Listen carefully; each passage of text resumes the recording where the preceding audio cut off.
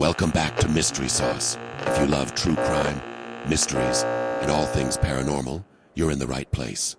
Don't hesitate to hit that subscribe button, but remember, it's your gateway to the unknown, where every click is watched by unseen eyes. Dive into the mystery with us. Number 4. The Villisca Ax Murder. In June of 1912, a conflict simmered between the city council of Villisca, a small Iowa town, and the local electric company.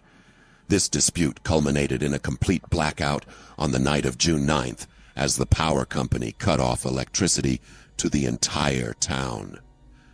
It was during the cover of this darkened night that a chilling crime unfolded in the Moore household.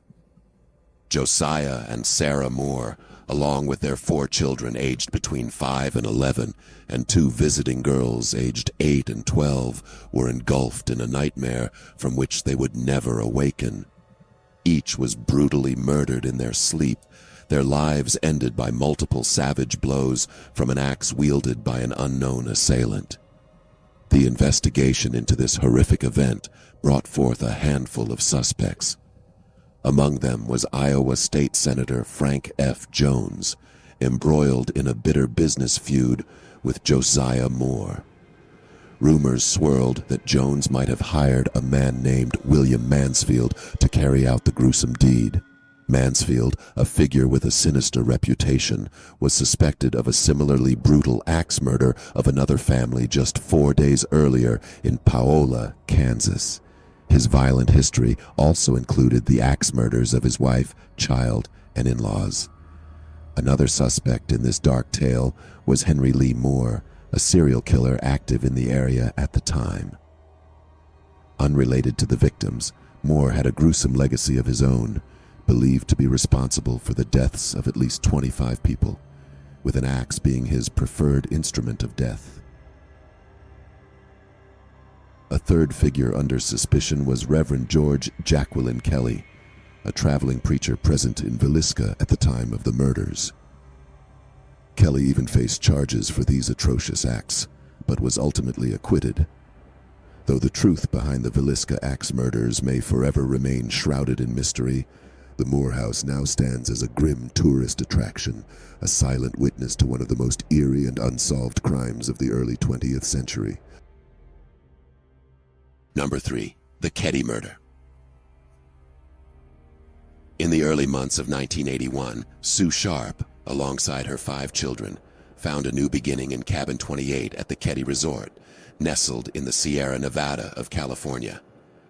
As the calendar marked 2 months of their stay, a semblance of joy had woven itself into their lives. But this tranquility was shattered on the 12th of April. That day, Sue's 14-year-old daughter, returning from a night spent at a neighboring cabin, stepped into a scene of horror.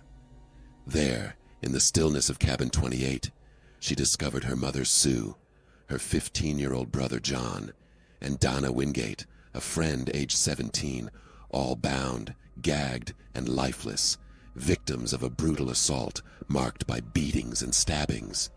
In a stroke of chilling grace, the 3 youngest Sharp children, along with a friend, were found unharmed, sleeping in another room, oblivious to the nightmare unfolding around them. But the family's ordeal was far from over. Amidst the chaos, 13-year-old Tina Sharp was nowhere to be found. Her absence wove a thread of mystery that would linger for 3 long years, until a grisly discovery was made.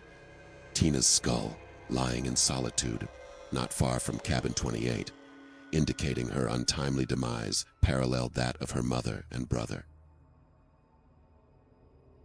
The fate of the rest of her body remains shrouded in mystery to this day. The authorities, scrambling for leads, have never pinpointed a suspect in the Keddie Cabin murders. The theory that 2 killers were involved has gained traction, fueled by the belief that they accompanied John Sharp and Dana Wingate back to the cabin, a detail pieced together from neighbor accounts and culminating in the official police sketch presented here.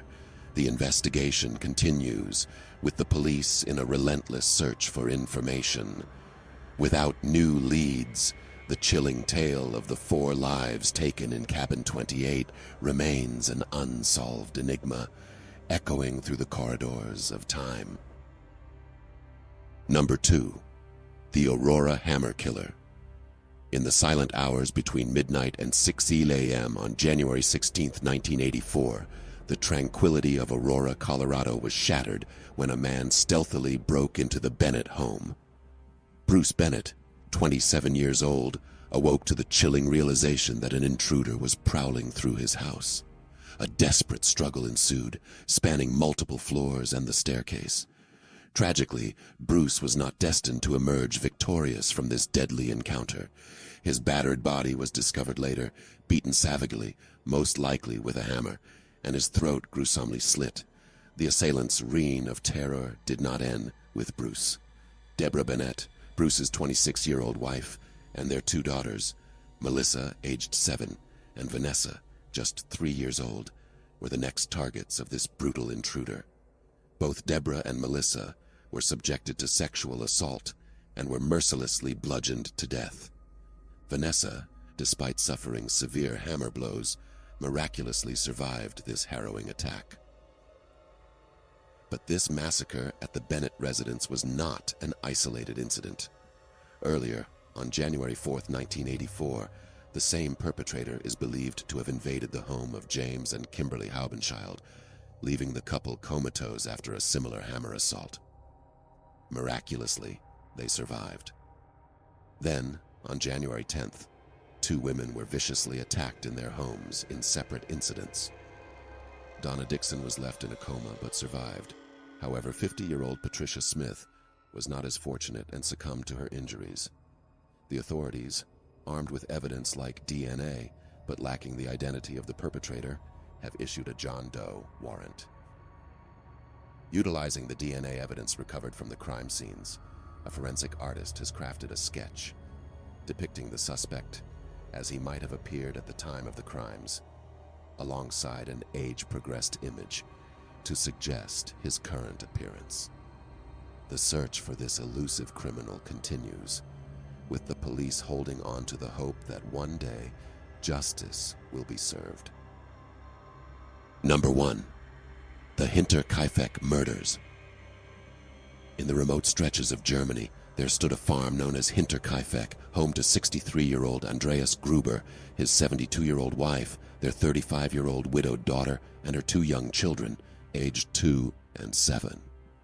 A new chapter began on this secluded farm on March 31, 1922, with the arrival of Maria Baumgartner, the new maid. However, within a day of Maria's arrival, the Gruber family mysteriously vanished from public view. Alarm bells rang on April 4th, when neighbors, sensing something amiss, ventured to investigate the farm. Greeted by a locked barn door, they forced their way in, only to uncover a scene of horror. Inside, they found 4 lifeless bodies: Andreas Gruber, his wife, their daughter, and the 7-year-old granddaughter. The grim discovery continued in the farmhouse, where the bodies of Maria Baumgartner and the 2-year-old child lay, each brutally killed with a pickaxe. Authorities pieced together a macabre theory. The 4 family members in the barn were likely lured there, one by one, and then mercilessly murdered. The killer then moved indoors to eliminate the toddler and the maid. Eerily, it appeared that the murderer lingered at the farm for days, following the carnage, tending to the farm animals, milking the cows, and consuming the Gruber's food.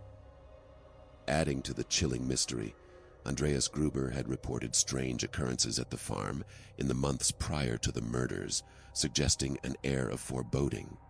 In fact, Maria Baumgartner had replaced a previous maid who quit, believing the farm to be haunted.